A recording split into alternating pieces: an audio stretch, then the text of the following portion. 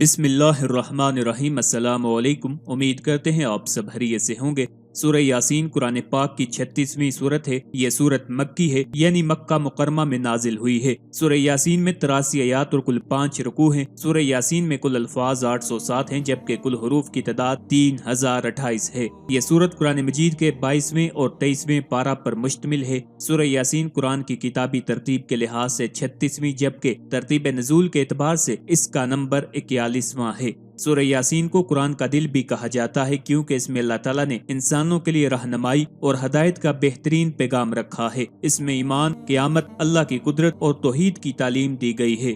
اس کا نام یاسین اس کے ابتدائی کلمات سے لیا گیا ہے۔ یاسین عربی زبان میں حروف مقطعات میں سے ہے اور بعض مفسرین کے نزدیک یہ اللہ کے رسول صلی اللہ علیہ وآلہ وسلم کا خطاب ہے۔ اس سورت کو سورہ یاسین کہنے کی وجہ اس کا جامع اور بامقصد پیغام ہے، جو ایمان والوں کے لیے ہدایت اور کامیابی کا راستہ ہے۔ رسول اللہ صلی اللہ علیہ وآلہ وسلم نے ارشاد فرمایا، ہر چیز کا دل ہوتا ہے اور قرآن پاک کا دل سورہ یاسین ہے۔ اس کی وجہ امام غزالی رحمت اللہ علیہ یہ بیان فرماتے ہیں کہ اصل مقصود آخرت ہے، قبر ہے، حشر ہے، اللہ کی رضا ہے، اور اس صورت مبارکہ میں قیامت اور آخرت کے مضامین کو بڑی اہمیت سے بیان کیا گیا ہے۔ اور جب انسان کے دل میں آخرت بیٹھ جاتی ہے تو نیک اعمال کرنا اور گناہ چھوڑنا آسان ہو جاتا ہے۔ خوف آخرت گویا دل کی حیثیت رکھتا ہے۔ جس طرح جسم میں دل ہے، وہ ٹھیک ہو تو بندہ ٹھیک ہے، وہ خراب ہو تو پورا جسم خراب ہوتا ہے۔ اسی طرح خوف آخرت شریعت میں دل کی حیثیت رکھتا ہے، کیونکہ اس صورت میں معاد اور قیامت کو بڑی اہمیت کے ساتھ بیان کیا ہے، اس لیے اس صورت کو قرآن کریم کا دل کہا جاتا ہے۔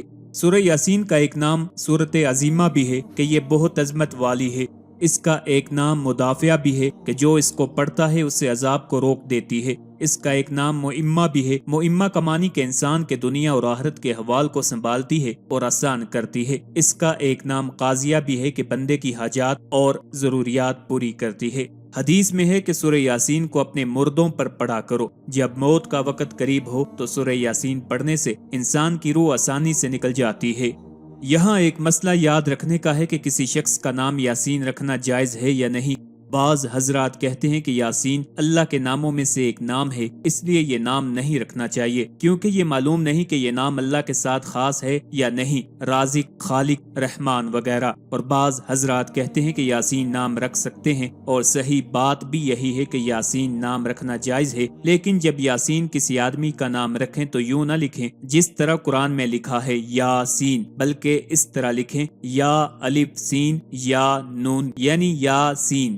اعلیٰ حضرت امام احمد رضا خان بریلوی نے یاسین نام رکھنے کا جو شرعی حکم بیان فرمایا، اس کا خلاصہ یہ ہے کہ کسی کا یاسین اور طٰہٰ نام رکھنا منع ہے، کیونکہ بقول بعض علماء ممکن ہے کہ یہ دونوں اللہ تعالیٰ کے ایسے نام ہیں جن کے معنی معلوم نہیں، کیا عجب کہ ان کے وہ معنی ہوں جو غیر خدا پر صادق نہ آ سکیں، اس لیے ان سے بچنا لازم ہے۔ اور اعلیٰ حضرت امام احمد رضا خان بریلوی رحمت اللہ علیہ کے بقول یہ نبی کریم صلی اللہ علیہ وآلہ وسلم کے ایسے نام ہیں جن کے معنی سے کسی کو واقفیت نہیں ہے۔ سورہ یاسین مکہ مکرمہ میں نازل ہوئی، جہاں رسول اللہ صلی اللہ علیہ وآلہ وسلم کو مشرکین اور کفار کی طرف سے سخت مخالفت کا سامنا تھا۔ اس صورت میں ان لوگوں کو اللہ کی نشانیوں پر غور و فکر کی دعوت دی گئی ہے اور قیامت کے دن کی یاد دہانی کرائی گئی ہے۔ یہ صورت لوگوں کو اللہ کی وحدانیت پر ایمان لانے، رسول اللہ صلی اللہ علیہ وآلہ وسلم کی نبوت کو قبول کرنے اور آخرت پر یقین رکھنے کے لیے نازل ہوئی۔ مکہ کے مشرکین اور کفار رسول اللہ صلی اللہ علیہ وآلہ وسلم کی تعلیمات کا مذاق اڑاتے اور قیامت کا انکار کرتے تھے، تو اللہ تعالیٰ نے انہیں اس صورت کے ذریعے نصیحت کی کہ وہ اللہ کی قدرت اور اس کے وعدوں کو سنجیدگی سے سمجھیں۔ سورہ یاسین کو قرآن کا دل کہا گیا ہے اور اس کی تلاوت سے اللہ کی رحمت اور برکتیں نازل ہوتی ہیں۔ احادیث میں آیا ہے کہ سورہ یاسین کی تلاوت سے حاجات پوری ہوتی ہیں اور مشکلات میں آسانی ہوتی ہے۔ جو آدمی اللہ کے لیے سورہ یاسین کی تلاوت کرتا ہے اس کے گناہوں کی مغفرت ہوتی ہے۔ روایات میں آیا ہے کہ اگر کسی آدمی کے آخری وقت میں سورہ یاسین کی تلاوت کی جائے تو اس کے لیے موت کی تکلیف میں آسانی پیدا ہوتی ہے۔ اس صورت میں قیامت، جنت، جہنم اور جزا و سزا کے ذکر سے انسان کو آخرت کی یاد دہانی ہوتی ہے۔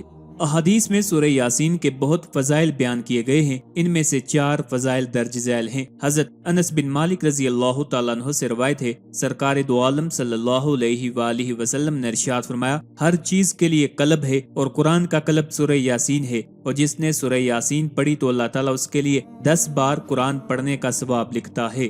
حضرت موقل بن یسار رضی اللہ تعالیٰ عنہ سے روایت ہے، رسول اللہ صلی اللہ علیہ وآلہ وسلم نے ارشاد فرمایا، جو اللہ تعالیٰ کی رضا کے لیے سورہ یاسین پڑھے گا تو اس کے گزشتہ گناہ بخش دیے جائیں گے، لہٰذا اسے مرنے والے کے پاس پڑھا کرو۔ حضرت عطاب ابی رباح رضی اللہ تعالیٰ عنہ فرماتے ہیں، مجھے خبر ملی ہے کہ حضور صلی اللہ علیہ وآلہ وسلم نے ارشاد فرمایا، جو دن کے شروع میں سورہ یاسین پڑھ لے تو اس کی تمام ضروریات پوری ہوں گی۔ حضرت انس بن مالک رضی اللہ تعالیٰ عنہ سے روایت ہے کہ حضور اقدس صلی اللہ علیہ وآلہ وسلم نے ارشاد فرمایا، جو شخص ہر رات سورہ یاسین پڑھنے پر ہمیشگی اختیار کرے گا، پھر وہ مر جائے تو شہادت کی موت مرے گا۔ سورہ یاسین کی تلاوت سے اللہ تعالیٰ کی مدد اور نصرت حاصل ہوتی ہے اور مشکلات آسان ہوتی ہیں۔ صبح یا شام کو سورہ یاسین پڑھنا حاجات پوری ہونے کے لیے مؤثر عمل ہے۔ بیماری میں مبتلا آدمی کے لیے سورہ یاسین کی تلاوت فائدہ مند ہے، اس سے روحانی سکون اور شفا حاصل ہوتی ہے۔ سورہ یاسین کی تلاوت سے رزق میں برکت ہوتی ہے اور مالی مشکلات سے نجات ملتی ہے۔ سورہ یاسین انسان کو آخرت کی حقیقت اور قیامت کی یاد دلاتی ہے، جس سے انسان کی روحانی تربیت ہوتی ہے اور وہ آخرت کے لیے تیاری کرتا ہے۔ اس سورت کا مرکزی مضمون یہ ہے کہ اس میں قرآن پاک کی عظمت، اللہ تعالیٰ کی قدرت، وحدانیت، تاجدار رسالت صلی اللہ علیہ وآلہ وسلم کے منصب اور قیامت میں مردوں کو زندہ کیے جانے کو بیان کیا گیا ہے، اور اس میں یہ چیزیں بیان ہوئی ہیں۔ اس سورت کی ابتدا میں اللہ تعالیٰ نے قرآن کی قسم کھا کر فرمایا کہ نبی اکرم صلی اللہ علیہ وآلہ وسلم سب جہانوں کو پالنے والے رب تعالیٰ کے سچے رسول ہیں، اور ان کی رسالت سے لوگ دو گروہوں میں تقسیم ہو گئے، ایک گروہ اناد اور دشمنی کرنے والا جس کے ایمان لانے کی امید نہیں، اور دوسرا گروہ وہ ہے جس کے لیے خیر اور ہدایت حاصل ہونے کی توقع ہے۔ ان دونوں گروہوں کے اعمال محفوظ ہیں اور اللہ تعالیٰ کے قدیم اور ازلی علم میں ان کے آثار موجود ہیں۔ ایک بستی انطاکیہ کے لوگوں کی مثال بیان کی گئی کہ جنہوں نے یکے بعد دیگرے رسولوں کو جھٹلایا اور ان کا مذاق اڑایا، اور جو انہیں رسولوں کو جھٹلانے پر نصیحت کرنے آیا تو ان لوگوں نے اسے شہید کر دیا۔ نصیحت کرنے والا تو جنت میں داخل ہوا اور اسے شہید کرنے والوں پر اللہ تعالیٰ کا عذاب نازل ہوا اور وہ جہنم میں داخل ہوئے۔ کفار مکہ کو سابقہ امتوں کی ہلاکت کے بارے میں بتا کر اس بات سے ڈرایا گیا کہ اگر انہوں نے بھی سابقہ کفار جیسی روش کو نہ چھوڑا تو ان پر بھی عذاب نازل ہو سکتا ہے۔ مردوں کو دوبارہ زندہ کرنے پر اللہ تعالیٰ کی قدرت اور اس کی وحدانیت پر، بنجر زمین کو سرسبز کرنے، رات اور دن کے آنے جانے، سورج اور چاند کے مسخر کیے جانے اور سمندروں میں کشتیوں کے چلنے سے استدلال کیا گیا، اور ان حقائق کا انکار کرنے والے کافروں کو دنیا اور آخرت میں عذاب کی وعید سنائی گئی ہے۔